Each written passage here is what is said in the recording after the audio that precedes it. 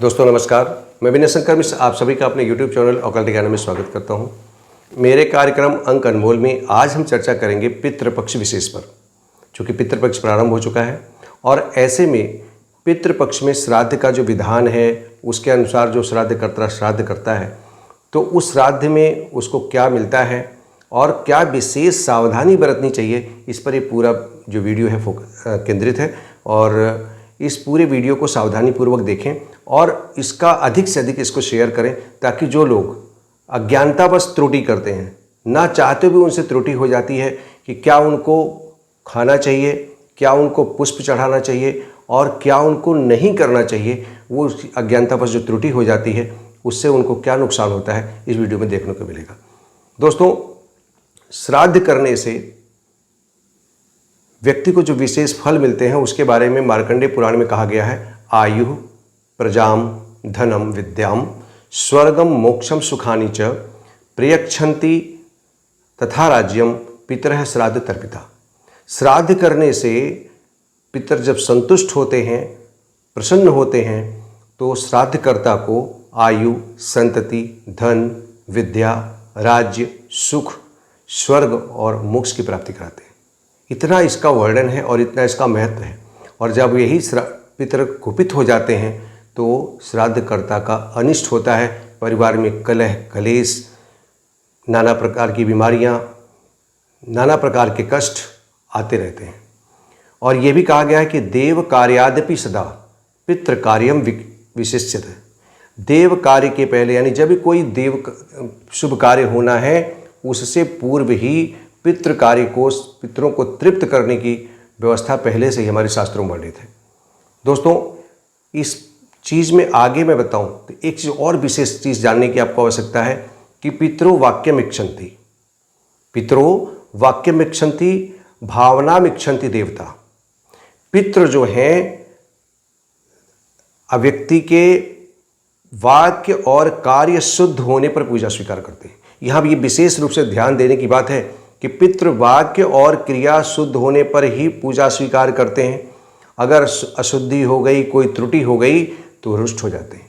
जबकि देवता भावना शुद्ध होने पर पूजा स्वीकार कर लेते हैं। अब उसमें चाहे क्रिया में, कर्म में कोई त्रुटि भी रह जाती है तो वो उसको क्षमा कर देते हैं, परंतु पितर ये गलती नहीं स्वीकार करते। अगर आपसे कोई त्रुटि हो गई, आपसे कोई अशुद्धि हो गई, आपसे कार्य करने में कोई गलती हो गई तो कदापि उसको क्षमा नहीं करते। इसीलिए पितृ कार्य में, यानी पितरों की पूजा में हमेशा विशेष सावधानी की आवश्यकता है। तो आज मैं आपको एक चीज़ बताने वाला हूँ, वो ये है कि कौन सा काम हमें करना चाहिए, कौन सा अन्न हमें ग्रहण करना चाहिए पितृपक्ष में या श्राद्ध करते समय, और कौन से पुष्प ग्रहण का यूज करना चाहिए। इन सब चीज़ों का मैं वर्णन करूँगा। लेकिन इससे पहले मैं आपको ये बताने वाला हूँ कि कौन सा काम नहीं करना है, यानी कौन से अन्न आपको त्याज्य करने हैं, नहीं खाने चाहिए, श्राद्ध के समय में यूज नहीं करना चाहिए, प्रयोग नहीं करना चाहिए, कौन सा पुष्प नहीं लेना चाहिए। क्योंकि जो चीज़ आप करते हैं वो तो आसान है करना बताना, परंतु जो नहीं करना चाहिए वो विशेष रूप से आपको जानना चाहिए। वो क्या चाहिए, आपको क्या देखना चाहिए। तो विष्णु पुराण के अंश 3 के अध्याय 16 में वर्णन आता है कि बासी भोजन, राजमा, मसूर, नोट कर लें आप, कॉपी पेन लेकर नोट कर सकते हैं। बासी भोजन, राजमा, मसूर, अरहर, गाजर, कोहड़ा यानी कद्दू जिसको कहते हैं, गोल लौकी, बैगन, सलजम, हींग, प्याज, लहसुन, काला नमक, काला जीरा, सिंघाड़ा, जामुन, पिपली, कैथ, महुआ, अलसी और चना। इतनी चीज़ों से कदापि भी पितृ का श्राद्ध नहीं करना चाहिए। मैं तो कहूँगा कि पूरे पितृपक्ष में इन वस्तुओं का प्रयोग न करें तो आप समझ लें कि आप अपने वर्ष पर्यंत, ये तो 15 दिन का पक्ष है, बाकी तो पूरे जो पक्ष हैं उससे आपको विशेष लाभ मिलेगा। आपके पितृ संतुष्ट होंगे, आपकी शुद्धता से उनको प्रसन्नता होगी और आपके परिवार का वैभव बढ़ेगा। पुष्प में किस चीज़ का त्याग करें, किसको त्याग दें, वह कदम्ब, केवड़ा, मौलसरी, बेलपत्र, करवीर, लाल और काले रंग का कोई भी पुष्प या जिसमें बहुत तीखी गंध हो या बिल्कुल गंध नहीं है, ऐसे पुष्पों को पितरों को कदापि अर्पित नहीं करना चाहिए।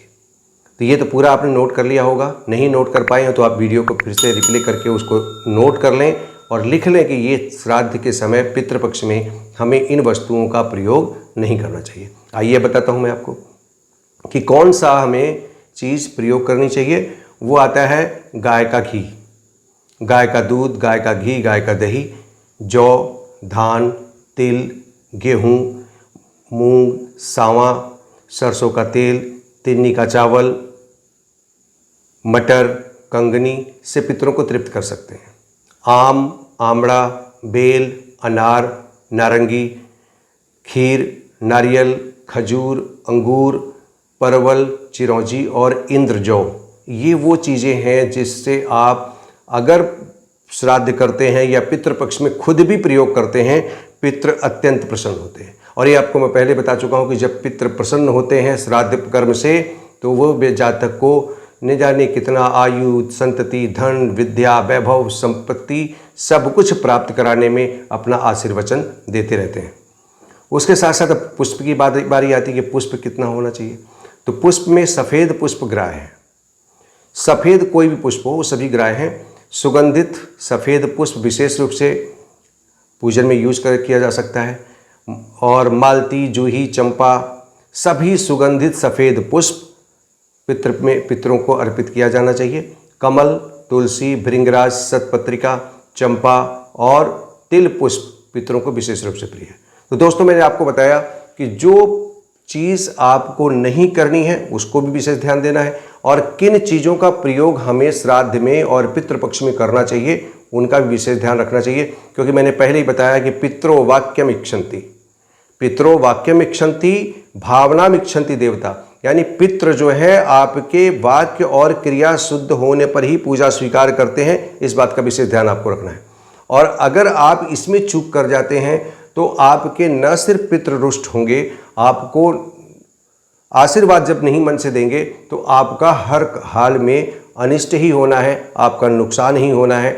आप तो बड़े मनोयोग से पूजा करने में लगे हैं, परंतु आपने गलती से राजमा खिलाया, कद्दू खिलाया, लौकी खिलाया, बैंगन खिलाया, तो निश्चित रूप से आपको, और खुद भी खाया, तो आप ये मान के चलिए कि आपने शुद्धि का ध्यान नहीं रखा। आपने अपने कर्म में और वाक्य में दोनों में शुद्धि नहीं की और आपकी पूजा निष्फल हो गई।